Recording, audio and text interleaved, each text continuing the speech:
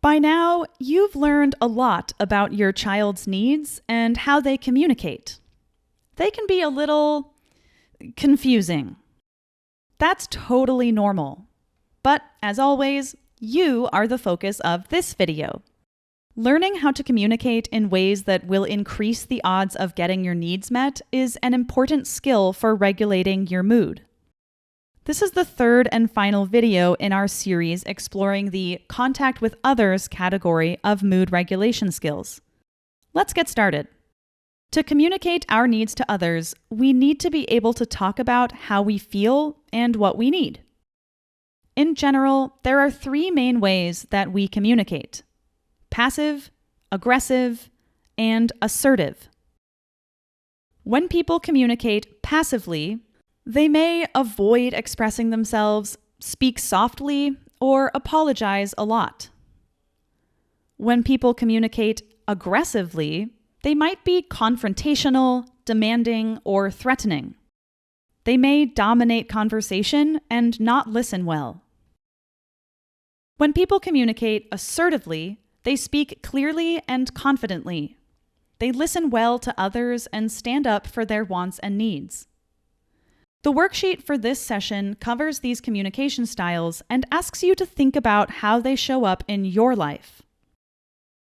Please pause this video, pull out that worksheet, and answer the questions. There is no right way to communicate.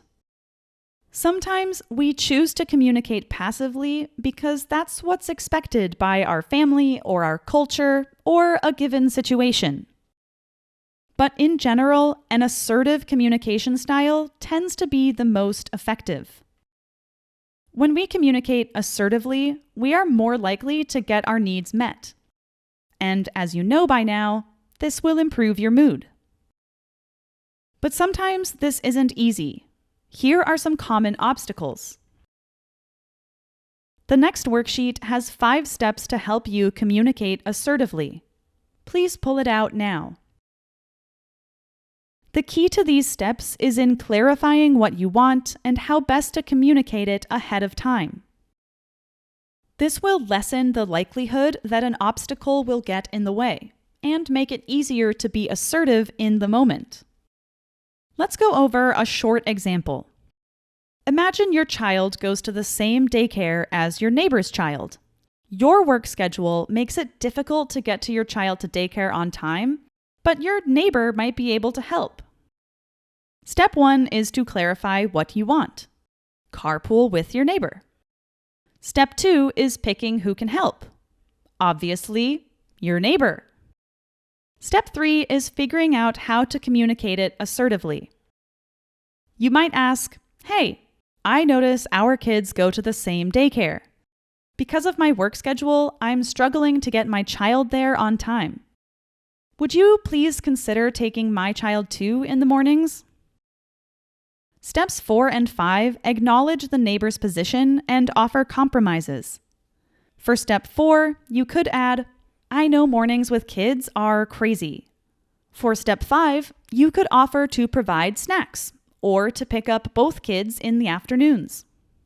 Your neighbor might still say no, and that's okay. It just means you can try other solutions. This example shows how assertive communication can be especially helpful for parents. And these skills will come in handy not just in asking for favors, but also in working through disagreements.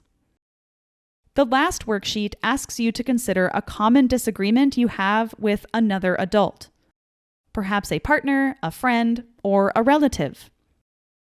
It will walk you through healthy ways to deal with this disagreement.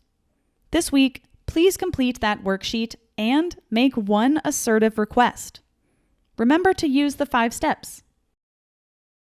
This concludes our videos about contact with others. We've covered 2 of the 3 categories of mood regulation skills. We're thrilled you've come this far and can't wait to dive into the final category, thoughts, next time.